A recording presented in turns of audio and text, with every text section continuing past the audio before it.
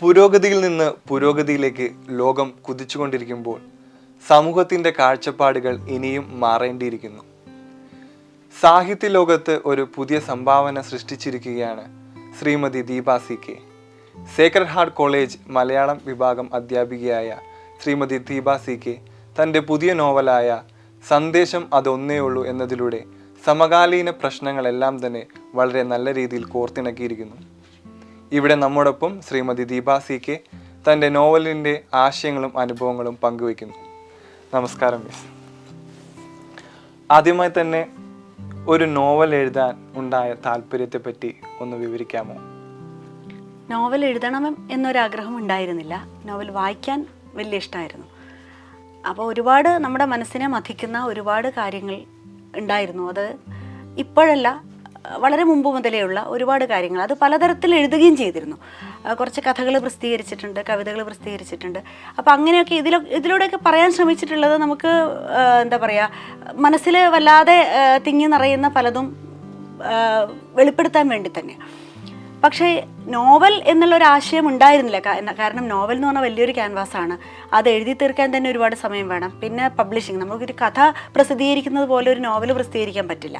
ഇങ്ങനെയുള്ള ഒരുപാട് കാര്യങ്ങളുണ്ട്. അപ്പോൾ അതുകൊണ്ട് നോവൽ എന്ന രീതിയിലൊന്നും ആലോചിച്ചിരുന്നില്ല. പക്ഷേ ശരിക്കും ഏറ്റവും പ്രധാനമായിട്ട് ഈ നോവൽ വായിക്കുമ്പോൾ തന്നെ അറിയാം, ഗവേഷണ കാലത്തെ അനുഭവങ്ങളാണ്. അപ്പം ഗവേഷണത്തിൽ ഞാൻ ഒരുപാട് ബുദ്ധിമുട്ടുകൾ അനുഭവിച്ചിരുന്നു.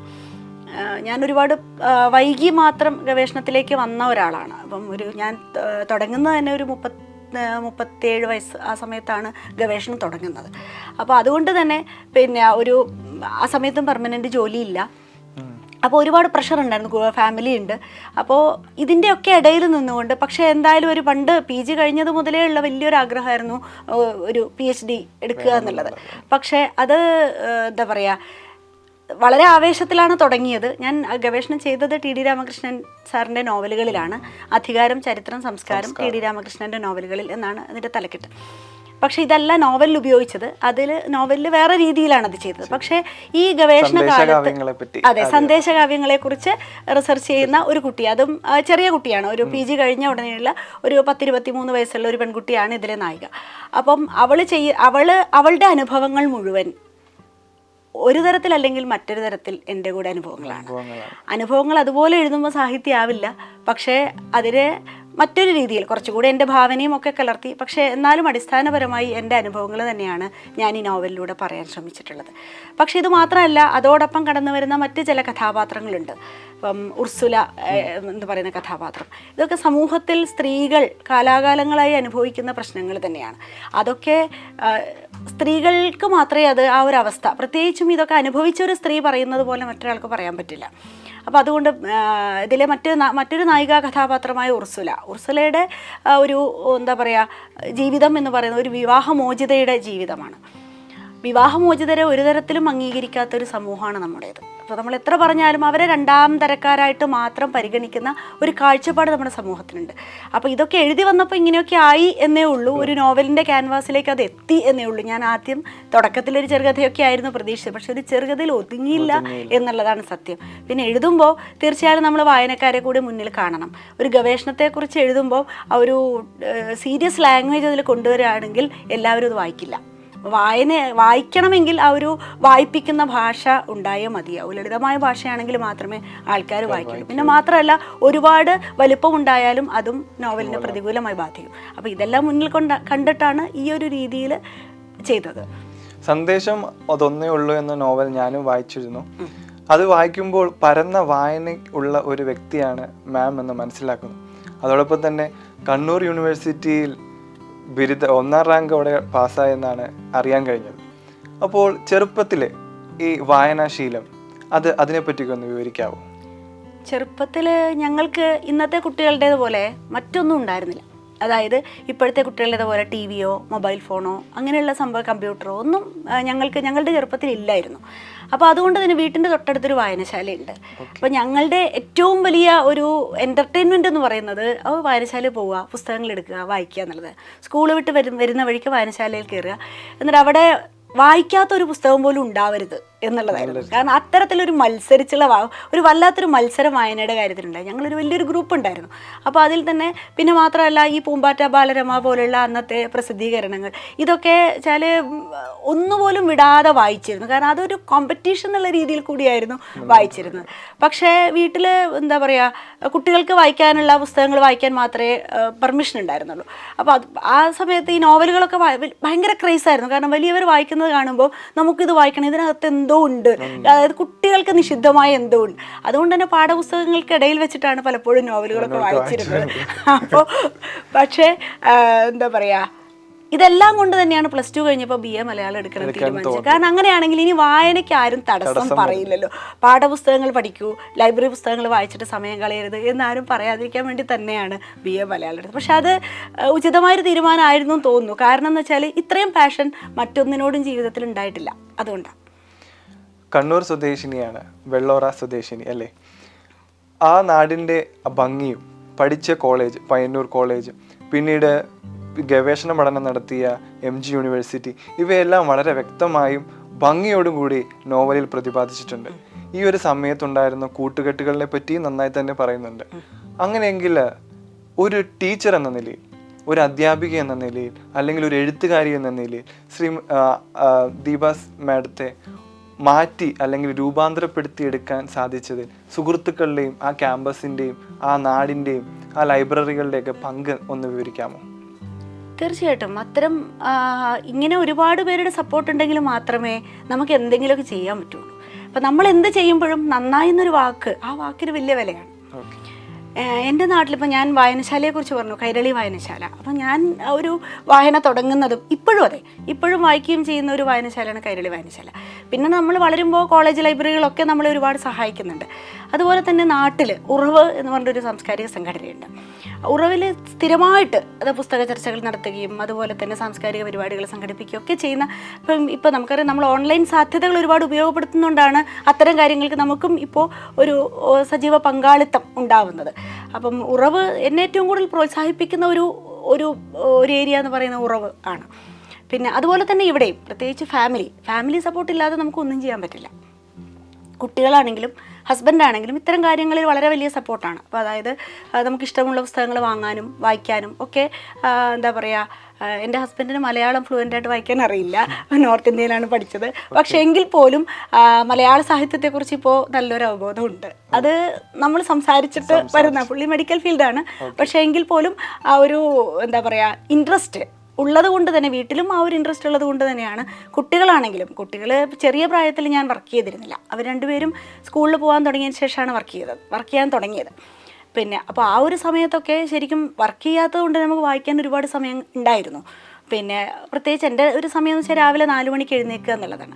അത് പണ്ട് മുതൽക്കേ ഉള്ളൊരു ശീലമാണ്. അപ്പോൾ ശരിക്കും 4 മണിക്ക് എഴുന്നേറ്റാൽ ഒരു 8 മണി വരെയുള്ള സമയം നമുക്ക് മാത്രമായിട്ട് കിട്ടും.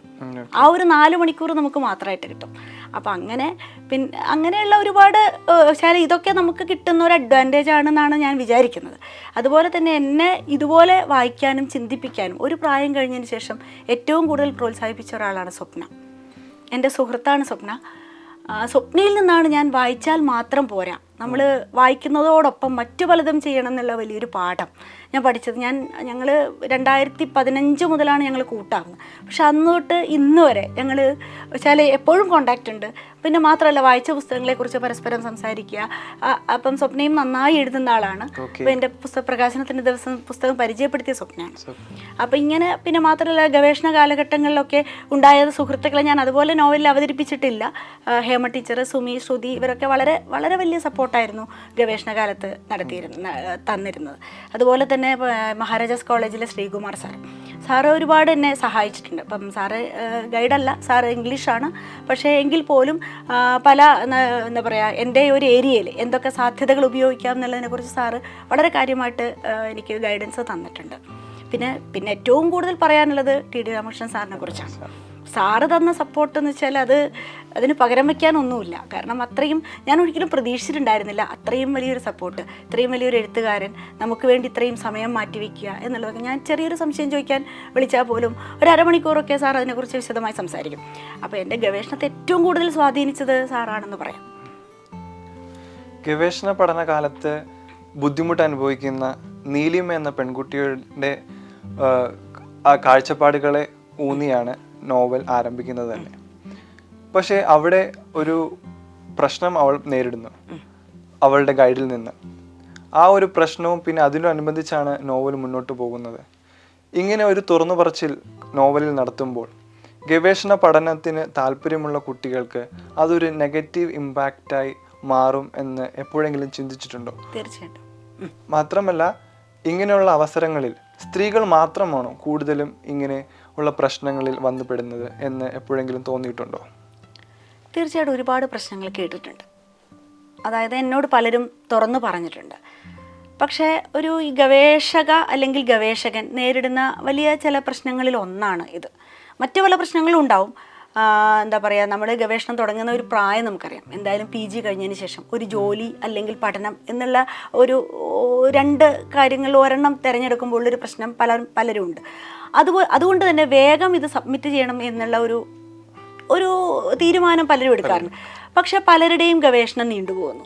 17 പെൺകുട്ടികളാണെങ്കിൽ അതിനിടയിൽ കല്യാണം കഴിക്കും, പ്രസവം വരും, ചിലപ്പം ജോലി കിട്ടും. ഇങ്ങനെയൊക്കെ പല കാരണങ്ങൾ കൊണ്ടും നീണ്ടു പോകാറുണ്ട്. അതുപോലെ തന്നെ സീരിയസ് ആയിട്ടുള്ളൊരു ഇഷ്യൂ ആണ് ഗൈഡിൽ നിന്നുള്ള പ്രശ്നങ്ങൾ.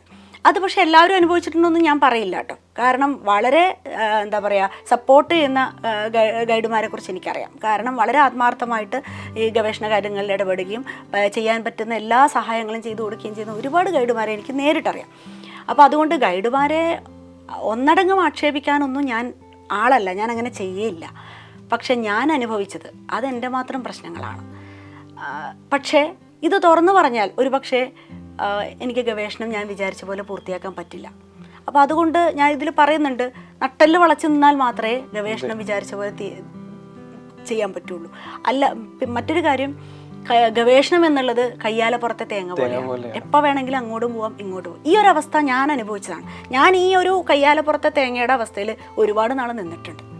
കാരണം നമ്മൾ എഴുതിയതിന് ശേഷം ഇതൊന്ന് നോക്കിത്തരുമെന്ന് ചോദിച്ചിട്ട് കെഞ്ചേണ്ട അവസ്ഥ വന്നിട്ടുണ്ട്. മാസങ്ങളോളം ഗൈഡിൻ്റെ കയ്യിൽ ഇരുന്നിട്ടുണ്ട്, നോക്കിത്തരാം. ഗൈഡ് താൻ അടുത്ത ആഴ്ച വിളിക്കൂ, ഞാൻ നോക്കി വെച്ചേക്കാം. അടുത്ത ആഴ്ച വിളിക്കുമ്പോൾ ഇത് തന്നെയാണ്. ചിലപ്പോൾ നമ്മൾ വിളിക്കുമ്പോൾ ഫോൺ എടുക്കില്ല. അങ്ങനെ പലതരത്തിൽ. പിന്നെ മാത്രമല്ല, ഏറ്റവും പ്രധാനമായിട്ട് എനിക്ക് പറയാനുള്ളത്, ഞാൻ പറഞ്ഞല്ലോ TD രാമകൃഷ്ണൻ സാറിൻ്റെ നോവലുകളിലാണ് ഞാൻ റിസർച്ച് ചെയ്തത്. അദ്ദേഹത്തിൻ്റെ 4 നോവലുകളാണ്. അതായത് ആൽഫ, ഫ്രാൻസിസ് ഇട്ടിക്കോര, സുഗന്ധി എന്ന ആണ്ടാൾ ദേവനായകി, മാമ ആഫ്രിക്ക. ഈ 4 നോവലുകളും എൻ്റെ ഗൈഡ് വായിച്ചിട്ടില്ല. ഈ 4 നോവലും വായിക്കാതെയാണ് ഇത് ഇത്രയും ഡിലേ ആക്കിയത്. അപ്പോൾ ഇതൊക്കെ എപ്പോഴെങ്കിലുമൊക്കെ തുറന്നു പറയണമെന്ന് എനിക്ക് തോന്നിയത്. കാരണം ഈ ഒരു മേഖലയിൽ എന്തും ആവാം എന്നൊരു ധാർഷ്ട്യം അത് പാടില്ല. ഗവേഷകരും മനുഷ്യരാണ്, അവർക്കും മാനുഷിക പ്രശ്നങ്ങളുണ്ട്.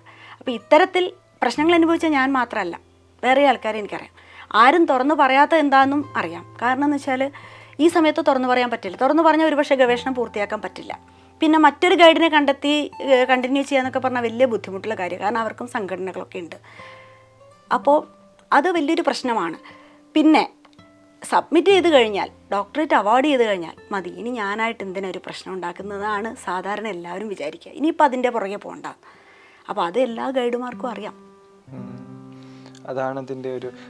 അപ്പോൾ അതുകൊണ്ട് എനിക്കത് തുറന്നു പറഞ്ഞേ തീരുന്നു. കാരണം ഒരാൾ എൻ്റെ അവസ്ഥ അനുഭവിക്കരുത്. കാരണം ഞാൻ വല്ലാതെ, എനിക്ക് ആരോഗ്യ പ്രശ്നങ്ങളുള്ള ആളാണ്. എനിക്ക് ഭയങ്കരമായിട്ട് നടുവേദന, കഴുത്തുവേദന ഒക്കെ ഉള്ള ആളാണ്.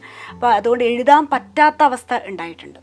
അപ്പോൾ ഞാൻ വോയിസ് പറഞ്ഞു കൊടുത്ത്, അതായത് വാട്സപ്പിൽ വോയിസ് മെസ്സേജ് ഇട്ടിട്ട് പലരെ കൊണ്ട് എഴുതിയിട്ടൊക്കെയാണ് ഞാൻ അവസാനം സബ്മിറ്റ് ചെയ്തത്. അതെന്തുകൊണ്ടാണെന്ന് വെച്ചാൽ ഞാൻ എഴുതിയത് മുഴുവൻ മാറ്റി എഴുതണമെന്ന് പറഞ്ഞു, സമയത്തൊന്നും നോക്കി തരാതെ. കാരണം തിയറി ചാപ്റ്റർ മുഴുവൻ ആദ്യം ഫസ്റ്റ് ചാപ്റ്റർ തിയറിയാണ്. എൻ്റെ ആകെ 4 ചാപ്റ്റർ ആയിരുന്നു. ഫസ്റ്റ് ചാപ്റ്റർ തിയറിയാണ്. അത് ആദ്യം കൊടുത്തപ്പം ഞാൻ നോക്കി തരാം എന്ന് പറഞ്ഞു. പിന്നെ ഞാൻ 2 മാസത്തോളം വെയിറ്റ് ചെയ്തിട്ടും നോക്കി തന്നില്ല. പിന്നെ വീണ്ടും വിളിച്ചപ്പോൾ താൻ സെക്കൻഡ് ചാപ്റ്റർ എഴുതിക്കോളൂ, ഞാൻ നോക്കി തന്നേക്കാം. സെക്കൻഡ് ചാപ്റ്റർ എഴുതി. അത് കിട്ടാൻ ഒരുപാട് സമയമെടുത്ത് നോക്കി തരാൻ വെച്ചാൽ ഞാനൊരു 2020 മാർച്ച് കൊറോണ വന്ന സമയത്ത്, ആ സമയം കൊറോണ ലോക്ക്ഡൗൺ ഒക്കെ പ്രഖ്യാപിച്ച സമയത്ത് ഞാൻ 3 ചാപ്റ്റർ എഴുതി തീർന്നതായിരുന്നു. പക്ഷേ ഒരു ചാപ്റ്റർ പോലും നോക്കി കിട്ടിയില്ല. അവസാനമാണ് സാറ് നോക്കിയിട്ട് ഫസ്റ്റ് ചാപ്റ്റർ മാറ്റണം എന്ന് പറയുന്നത്, തിയറി പാർട്ട് മാറ്റണം. അപ്പം ഞാൻ ചോദിച്ചു, തിയറി പാർട്ട് മാറ്റിയാൽ അതിനനുസരിച്ച് ബാക്കിയുള്ളത് മാറ്റേണ്ടി വരും. ഇതെത്ര ഒട്ടും മനുഷ്യത്വമില്ലാതെയാണ് എന്നോട് അങ്ങനെ പെരുമാറിയത്. ഇത്രയും ആരോഗ്യ പ്രശ്നമുള്ള ഒരാൾ ആ സമയത്ത് നമുക്കൊരു ഹോസ്പിറ്റൽ ട്രീറ്റ്മെൻറ്റിന് പോകാൻ പോലും പറ്റില്ല, അറിയാലോ, ഒരു കൊറോണ സമയം. ആ സമയത്ത് ഞാൻ എങ്ങനെ ആ ഒരു അവസ്ഥയെ അതിജീവിച്ചു, ഡിപ്രഷൻ്റെ വക്കോളെത്തിയ സമയമുണ്ടായിരുന്നു. പക്ഷേ ഇതൊന്നും ആരോടും പറഞ്ഞിട്ട് കാര്യമില്ല. പക്ഷെ അതുകൊണ്ടാണ് ഞാൻ തീരുമാനിച്ചത് അവസാനമെങ്കിലും ഇതൊന്ന് തുറന്നു പറയണം. അതുകൊണ്ടാണ് ഈ ഒരു നോവൽ എഴുതിയതും അതുകൊണ്ട് തന്നെയാണ്. തീർച്ചയായും ഗവേഷണ താല്പര്യമുള്ളവർ തീർച്ചയായും വായിച്ചിരിക്കേണ്ട ഒരു പുസ്തകം തന്നെയാണ്. കാര്യം അതിൻ്റെ ഭാഗമായി ഇതിൻ്റെ ഭാഗമായി വായിക്കേണ്ടി വന്നപ്പോഴും നീലിമ എന്ന പെൺകുട്ടി അനുഭവിക്കുന്ന ബുദ്ധിമുട്ട് എത്രത്തോളം തീവ്രമാണെന്ന് പല സന്ദർഭങ്ങളിലും കാണുകയുണ്ടായി. അതോടൊപ്പം തന്നെ വളരെ ഇൻട്രസ്റ്റിംഗ് ആയിട്ടുള്ളൊരു ക്യാരക്ടറാണ് ഉർസുലയുടേത്. ഉർസുലയുടെ ആ ഒരു ധൈര്യം അത് മാം കൊടുത്തത് ഒരു സ്ത്രീപക്ഷത്തിൻ്റെ പ്രതിനിധിയായി നിന്നുകൊണ്ട് തന്നെയല്ലേ. വിവാഹമോചനത്തിൽ ഏർപ്പെടുന്ന വിവാഹമോചനം കഴിഞ്ഞിരിക്കുന്ന ഒരു പെൺകുട്ടി, ഏതൊരു പെൺകുട്ടിയും സമൂഹത്തിനും കുടുംബത്തിനും ഒരുപോലെ തന്നെ ബാധ്യതയാകുന്ന ഒരു സാഹചര്യത്തിലാണ് നമ്മളിപ്പോൾ കടന്നുപോയിക്കൊണ്ടിരിക്കുന്നത്. ആ സമയത്തും ഉർസുല അവിടെ വളരെ ശക്തിമതിയായിട്ടുള്ളൊരു ക്യാരക്ടറായി തന്നെ നിൽക്കുകയാണ്. ഈ ഉർസുലയിലൂടെ മാം ഈ പ്രേക്ഷകർക്ക് അല്ലെങ്കിൽ വായനക്കാർക്ക് നൽകാൻ ആഗ്രഹിച്ചത് ഒന്നുകൂടി ഒന്ന് വിശദീകരിക്കാമോ? ഞാൻ നീലിമയെക്കുറിച്ച് എഴുതാൻ ഇരുന്നതാണ്, പക്ഷേ ഉർസുല എന്നെ വലിച്ചു കൊണ്ടുപോയി എന്നുള്ളതാണ് സത്യം. അത് ആ ഉർസുലയെക്കുറിച്ച് എഴുതുമ്പോഴാണ് എൻ്റെ എഴുത്തിൻ്റെ നിയന്ത്രണം പോലും നഷ്ടപ്പെട്ടത്. അത് പിന്നീട് ഞാൻ വായിച്ചു നോക്കുമ്പോൾ എനിക്ക് വായിക്കാൻ കൂടുതൽ ഇഷ്ടപ്പെടുന്ന ചാപ്റ്റർ ഉർസുലയെക്കുറിച്ചുള്ളതാണ്. കാരണം അവൾ അനുഭവിച്ച പലതും ജീവിതത്തിൽ ഞാനും അനുഭവിച്ചിട്ടുണ്ട്. ഞാനത് വിശദീകരിക്കാൻ ഇഷ്ടപ്പെടുന്നില്ല, പക്ഷേ എങ്കിൽ പോലും ഉർസുല അനുഭവിച്ചത് പലതും ജീവിതത്തിൽ ഞാൻ അനുഭവിച്ചിട്ടുണ്ട്.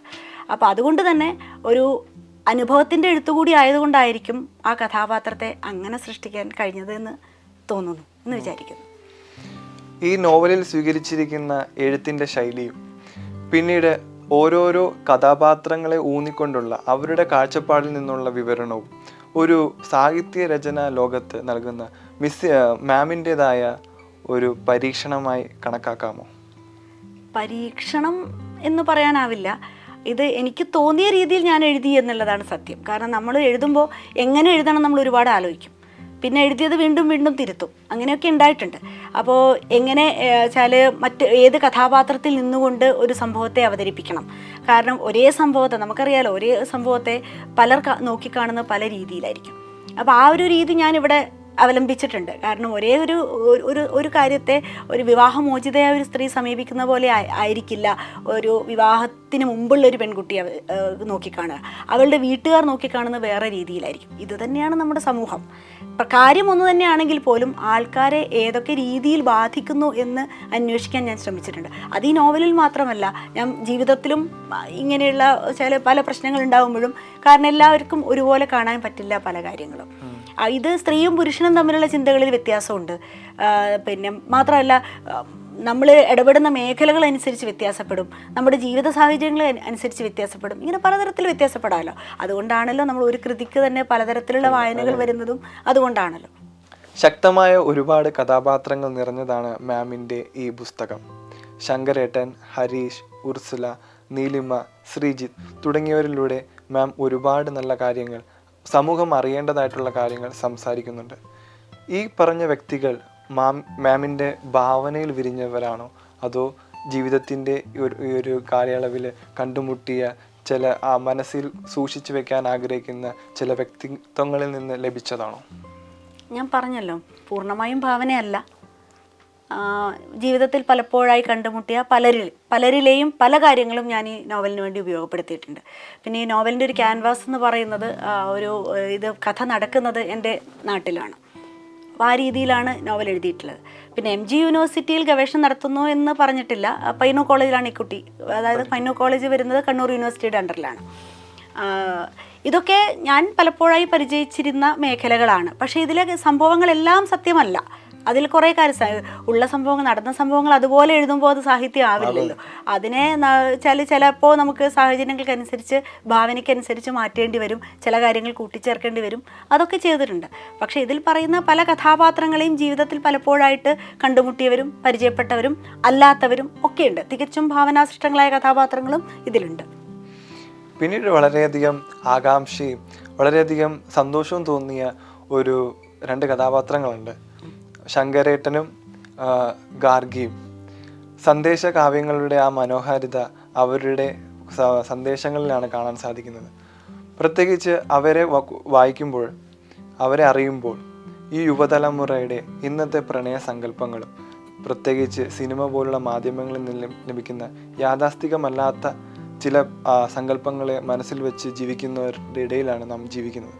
അങ്ങനെയുള്ള ഒരു സാഹചര്യത്തിൽ വിവാഹമോചനങ്ങളും മറ്റുമൊക്കെ വളരെ വളരെ സ്വാഭാവികമായി മാറിക്കൊണ്ടിരിക്കുന്ന സമയത്ത് ഗാർഗിയും ശങ്കരേട്ടനെയും തമ്മിൽ ബന്ധിപ്പിച്ചുകൊണ്ട് അവരുടെ കാഴ്ചപ്പാടിൽ നിന്നുകൊണ്ട് ഈ യുവതലമുറയ്ക്ക് നൽകാൻ എന്തെങ്കിലും സന്ദേശം മാമിൻ്റെ വ്യക്തിപരമായ ജീവിതത്തിൽ നിന്നോ അനുഭവങ്ങളിൽ നിന്നോ ഉണ്ടോ?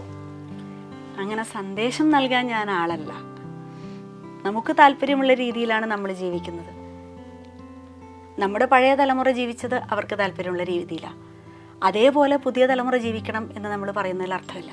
അവർക്ക് അവരുടേതായ കാഴ്ചപ്പാടുണ്ട്. ലോകം മാറുന്നുണ്ട്. പഴയ കാലത്തുണ്ടായിരുന്നതെല്ലാം മനോഹരമാണെന്ന് നമുക്ക് പറയാൻ പറ്റില്ല. മാറേണ്ട ഒരുപാട് കാര്യങ്ങളുണ്ട്. അപ്പം നമുക്കറിയാം, കാലാകാലങ്ങളായി പലതരത്തിലുള്ള സമരങ്ങളിലൂടെയും പ്രതിഷേധങ്ങളിലൂടെയും ഒക്കെ തന്നെയാണ് നമ്മുടെ സമൂഹം മാറിയിട്ടുള്ളത്. ഇനിയും പലതും മാറാനുണ്ട്. അതുകൊണ്ട് പുതിയ തലമുറ മാറ്റങ്ങളെ പെട്ടെന്ന് ഉൾക്കൊള്ളുന്നവരാണ്. ആ മാറ്റങ്ങളെ അതുപോലെ ദഹിക്കാത്തത് പഴയ തലമുറയ്ക്കാണ്. അപ്പോൾ അതുകൊണ്ട് നമ്മളവരെ ഉപദേശിക്കാൻ ആളല്ല. കാരണം അവരുടെ റിലേഷൻസ്, അങ്ങനെയുള്ള പല കാര്യങ്ങളും, അവരുടെ സൗഹൃദങ്ങളോ ഒന്നും അതിന് നമ്മുടെ ഒരു കാഴ്ചപ്പാട് വെച്ച് അളക്കുന്നത് ശരിയല്ല എന്നാണ് എൻ്റെ ഒരു അഭിപ്രായം. ഇപ്പം ക്യാമ്പസുകളിലൊന്നും ഞാൻ പഠിച്ചിരുന്ന കാലത്തെ ക്യാമ്പസ് അല്ല ഇപ്പോഴത്തെ ക്യാമ്പസ്. അപ്പോൾ അത് രണ്ടും നമ്മൾ കമ്പയർ ചെയ്യുമ്പോൾ കാലത്തിൻ്റെ മാറ്റമാണ് അവിടെ കാണുന്നത്. അപ്പം പഴയ കാലത്ത് ഞങ്ങൾ കോളേജിൽ പഠിക്കുമ്പം എന്താ പറയുക, ബോയ്സും ഗേൾസും തമ്മിൽ ഇത്രയും അടുപ്പം, അതായത് പരസ്പരം ഇത്രയും മിംഗ്ലിംഗ് ഉണ്ടായിരുന്നില്ല. ഇന്നത്തെ കാലത്ത് അതുണ്ട്. അപ്പോൾ അത് വളരെ പോസിറ്റീവായിട്ടാണ് ഞാൻ അതിനെ കാണുന്നത്. പഴയ കാലത്ത് ഇൻഹിബിഷൻ ഉണ്ടായിരുന്നു. നമ്മുടെയും പഴയ തലമുറ ഒരുപക്ഷെ കണ്ടാൽ മിണ്ടിയിരുന്നു പോലും ഇല്ല. അപ്പോൾ അതിനനുസരിച്ച് ലോകം മാറുന്നുണ്ട്, കാലം മാറുന്നുണ്ട്, സൗഹൃദങ്ങൾ മാറുന്നുണ്ട്, പ്രണയസങ്കല്പങ്ങൾ മാറുന്നുണ്ട്. മാറണമല്ലോ. അപ്പോൾ പഴയ കാലത്തെ മാറ്റം വരേണ്ട എല്ലാ കാര്യങ്ങളും മാറ്റണം. ഏറ്റവും പ്രധാനമായിട്ട് മാറേണ്ടത് നമ്മുടെ വിവാഹ സങ്കല്പമാണ്. അത് തീർച്ചയായിട്ടും മാറേണ്ടതാണ്. അതാണ് ഞാൻ ഈ നോവലിൽ ഏറ്റവും ശക്തമായിട്ട് പറഞ്ഞു വെച്ചത്. ജാതി, മതം, നിറം, ഉയരം, ഇങ്ങനെയുള്ള പല ജോലി, പിന്നെ ഇത് സാമ്പത്തിക സ്ഥിതി, ഇങ്ങനെയുള്ള പലതുമാണ് വിവാഹത്തിൻ്റെ മാനദണ്ഡം എന്ന് നമ്മൾ ഇന്നും കരുതുന്നു. അതെത്ര എഡ്യൂക്കേഷൻ ഉള്ളവരാണെങ്കിൽ പോലും അതിൽ നിന്ന് വിട്ടുമാറാൻ തയ്യാറാവുന്നില്ല. വിവാഹം എന്നത് ഒരുപക്ഷെ എന്താ പറയുക, പലതും നേടാനുള്ള ഒരു മാർഗമായി പോലും കാണുന്നു. അപ്പം തൊട്ടടുത്ത ആണ് നമ്മളെ ഞെട്ടിച്ചൊരു സംഭവം ഉണ്ടായിരുന്നു. അപ്പം ഇത്രയും വിദ്യാഭ്യാസം നേടിയ ഒരു പെൺകുട്ടി ആത്മഹത്യ ചെയ്യാനിടയായ സംഭവം, ഇത് ഒറ്റപ്പെട്ട സംഭവമല്ല, നമ്മൾ ഒരുപാട് കാണുന്നുണ്ട്. അപ്പം ഇതൊക്കെ ശരിക്കും ഇത് കണ്ടപ്പോൾ എനിക്ക് തോന്നിയ കാര്യം, കാരണം മുമ്പ് ഡോക്ടർ വന്ദന കൊല്ലപ്പെട്ട സംഭവത്തിൽ അന്ന് IMAയുടെ പ്രതിഷേധത്തിൽ ഞാനും പങ്കെടുത്തിരുന്നു. അത് വളരെ വികാരാധീനമായിട്ടാണ് പലരും സംസാരിച്ചത്. തീർച്ചയായിട്ടും ആണ്, ഒരു വളരെ ചെറിയ പ്രായമുള്ള ഒരു പെൺകുട്ടി പിന്നെ ഒരു മാനസിക രോഗിയുടെ കുത്തേറ്റ് മരിച്ചു. ഇപ്പോൾ അതിനേക്കാൾ ഭീകരമായിട്ടാണ് ഞാൻ ഇതിനെ കാണുന്നത്. ഒരു ആത്മഹത്യ എന്ന് വെച്ചാൽ അവളെ ആത്മഹത്യയിലേക്ക് തള്ളിവിട്ടത് നമ്മുടെ സമൂഹമാണ്. നമ്മുടെ സമൂഹത്തിൻ്റെ പലതരത്തിലുള്ള വൃത്തികെട്ട ആചാരങ്ങൾക്കും അടിമപ്പെട്ടാണ് ആ പെൺകുട്ടി ആത്മഹത്യ ചെയ്തത്. അപ്പം ഇങ്ങനെയൊരു സംഭവത്തെ മുൻനിർത്തി വേണമെങ്കിൽ ഇപ്പം ഡോക്ടർമാർക്കൊരു തീരുമാനം എടുക്കാം. ഞങ്ങളുടെ കൂട്ടത്തിൽ, അതായത് കേരളത്തിലെ ഇപ്പം IMAയ്ക്കൊക്കെ വേണമെങ്കിൽ അതിൽ മുൻകൈ എടുക്കാവുന്നതാണ്. ഞങ്ങളിനി സ്ത്രീധനം കൊടുക്കില്ല, വാങ്ങില്ല. അവരങ്ങനെ ഒരു തീരുമാനം എടുത്താൽ ഒരുപക്ഷെ അത് സമൂഹത്തിന് വലിയൊരു പ്രചോദനമായി മാറിയേനെ. ഒരുപക്ഷെ ഞാനിങ്ങനെ വിചാരിച്ചു, ഞങ്ങളുടെ ഡിപ്പാർട്ട്മെൻറ്റിൽ പറയുകയും ചെയ്തു, അധ്യാപകരുടെ ഇടയിലാണെങ്കിൽ നമുക്ക് പറയാമായിരുന്നു, ഞങ്ങൾ ഒരിക്കലും സ്ത്രീധനം കൊടുക്കില്ല, വാങ്ങില്ല. ഞങ്ങളുടെ മക്കളുടെ കാര്യത്തിലാണെങ്കിലും ഇതുവരെ ചെയ്തത് പോട്ടെ, ഞങ്ങളുടെ മക്കളുടെ കാര്യത്തിലാണെങ്കിൽ ഇനി സ്ത്രീധനം കൊടുക്കുകയോ വാങ്ങുകയോ ചെയ്യില്ല എന്നൊരു സന്ദേശം നമുക്ക് ഒരുപക്ഷെ സമൂഹത്തിന് കൊടുക്കാൻ പറ്റും. ഒരുപക്ഷെ ഇപ്പോഴത്തെ സാഹചര്യത്തിൽ ഏറ്റവും കൂടുതലായിട്ട് ഞാൻ അതാണ് ഫോക്കസ് ചെയ്യുന്നത്. ഉർസുല എന്ന കഥാപാത്രത്തിലൂടെ വിവാഹമോചിത ആയിരിക്കുന്ന ഒരു സ്ത്രീ അനുഭവിക്കുന്ന മാനസിക സമ്മർദ്ദങ്ങളും വിഷമങ്ങളും, അതോടൊപ്പം തന്നെ നീലിമ എന്ന ഗവേഷണ ചെയ്യുന്ന ഒരു പെൺകുട്ടിയുടെ മാനസിക സമ്മർദ്ദങ്ങളും മറ്റു വ്യതകളും, പിന്നീട് ശങ്കരേട്ടൻ ഗാർഗി എന്നുള്ള രണ്ട് കൂടിച്ചേരാൻ പറ്റാതെ പോയ രണ്ട് പ്രണയങ്ങൾ, ബന്ധങ്ങളുടെ കഥകളും ഒരു വിമർശനാത്മക രീതിയിലും അതോടൊപ്പം ക്രിയാത്മകമായും നോവലിൽ എഴുതി വെക്കുമ്പോൾ വായനക്കാരടങ്ങുന്ന ഒരു സമൂഹവും മലയാളി സമൂഹവും അത് സ്വീകരിക്കുമോ എന്നൊരു ആകാംക്ഷ ഉണ്ടായിരുന്നു. എഴുതുമ്പോൾ നമ്മൾ ഇത് പബ്ലിഷ് ചെയ്യണമെന്നൊന്നും ആഗ്രഹിക്കുന്നില്ല. ഇത് പലപ്പോഴും എഴുതിയിരുന്നത് ശനി ഞായർ ദിവസങ്ങളിൽ മാത്രമേ നമുക്ക് ഇതിനുള്ളൊരു സമയം കിട്ടുള്ളൂ. ബാക്കി ദിവസങ്ങളിൽ നമ്മൾ കോളേജും തിരക്കൊക്കെ ആയിട്ട് ഒരു പക്ഷേ അടുത്ത ദിവസത്തേക്കുള്ള പ്രിപ്പറേഷൻ, വീട്ടിലെ കാര്യങ്ങൾ, കുട്ടികളുടെ കാര്യങ്ങളൊക്കെ ആയിട്ട് തിരക്കായിട്ട് പോകും. ശനി ഞായർ ദിവസങ്ങളിലാണ് ഇത് ഒരു എഴുതാനുള്ള സമയം കണ്ടെത്തുന്നത്. അത് എഴുതി പോകുമ്പോൾ മറ്റുള്ളവർ വായിക്കുമെന്നുള്ളൊരു ചിന്ത ഒട്ടും ഉണ്ടായിരുന്നില്ല. നമ്മളൊരു കാര്യം ചെയ്തു കഴിഞ്ഞതിന് ശേഷമാണ് ഇത് നമുക്ക് അടുത്ത ലെവലിലേക്ക് കൊണ്ടുപോകാൻ പറ്റുമോ എന്ന് ആലോചിക്കുന്നത്. ഞാനിത് എഴുതിയിട്ട് എൻ്റെ അടുത്ത കുറച്ച് സുഹൃത്തുക്കൾക്ക് അയച്ചു കൊടുത്തു, എന്താ പറയുക, മെയിൽ ചെയ്ത് കൊടുത്തു.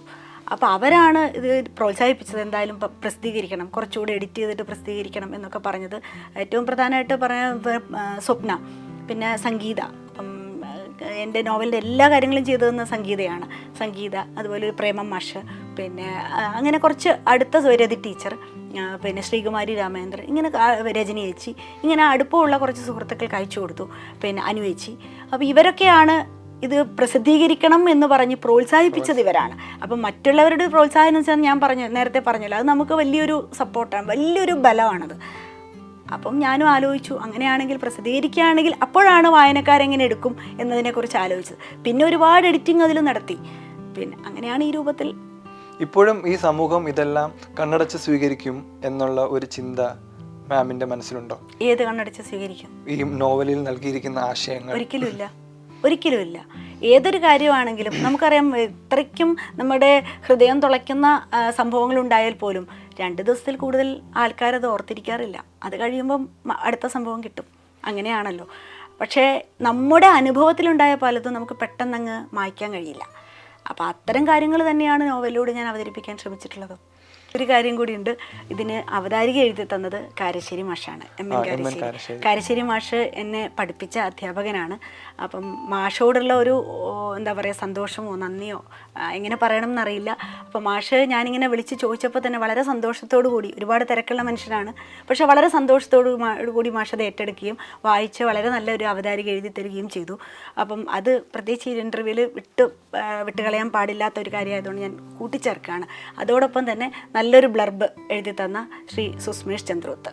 അപ്പം അദ്ദേഹം ഒരു 2 ദിവസം കൊണ്ടാണ് പുസ്തകം വായിച്ചിട്ട് വിലപ്പെട്ട ചില നിർദ്ദേശങ്ങളോടൊപ്പം നല്ലൊരു ബ്ലർബ് എഴുതി തന്നത്.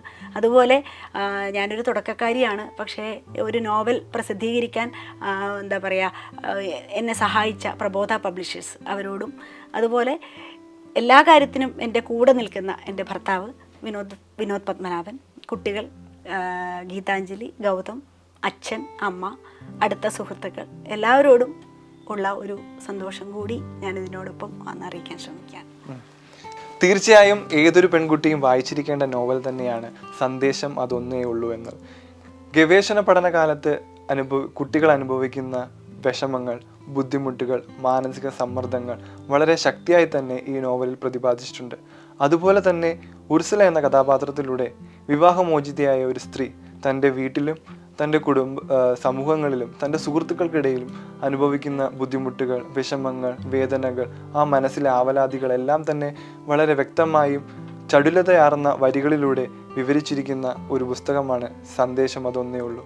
അതുപോലെ തന്നെയാണ് കുടുംബത്തിലെ അന്തസ്സിൻ്റെയും ആഭിജാത്യത്തിൻ്റെയും പേരിൽ നഷ്ടപ്പെട്ടു പോയ പ്രണയങ്ങളെപ്പറ്റി സംസാരിക്കുകയും ചെയ്യുന്നുണ്ട് ഈ നോവലിലൂടെ. എന്തുകൊണ്ടും ഏതൊരു പെൺകുട്ടിയും തീർച്ചയായും വായിച്ചിരിക്കേണ്ട നോവലാണിത്. പെൺകുട്ടി മാത്രമല്ല, എല്ലാ തരത്തിലുള്ള വായനക്കാർക്കും ഒരേപോലെ സ്വീകാര്യപ്രദമാകുന്ന വിഷയങ്ങളാണ് ഈ നോവലിൽ ചർച്ച ചെയ്യപ്പെട്ടിരിക്കുന്നത്. ഇത്തരം ഒരു നോവൽ എഴുതാൻ കാണിച്ച ആ ധൈര്യത്തിനും ആത്മവിശ്വാസത്തിനും ഒരുപാട് അഭിനന്ദനങ്ങൾ നേരുകയാണ് മാം. അതോടൊപ്പം തന്നെ ഇനിയും ശക്തമായ കഥാപാത്രങ്ങളും കഥയും ആയി സാഹിത്യ ലോകത്ത് ഒരുപാട് സംഭാവനകൾ ചെയ്യാൻ സാധിക്കട്ടെ. ഒരു അധ്യാപിക എന്ന നിലയിൽ താങ്കൾ പഠിപ്പിക്കുന്ന എല്ലാ കുട്ടികൾക്കും ഒരു പ്രചോദനവും ഒരു ഉന്മേഷവും ഒക്കെ നൽകി അവരെ പ്രോത്സാഹിപ്പിക്കുന്ന രീതിയിൽ ഇനിയും സൃഷ്ടികൾ നടത്തട്ടെ എന്ന് ആശംസിക്കുന്നു. നന്ദി, നമസ്കാരം.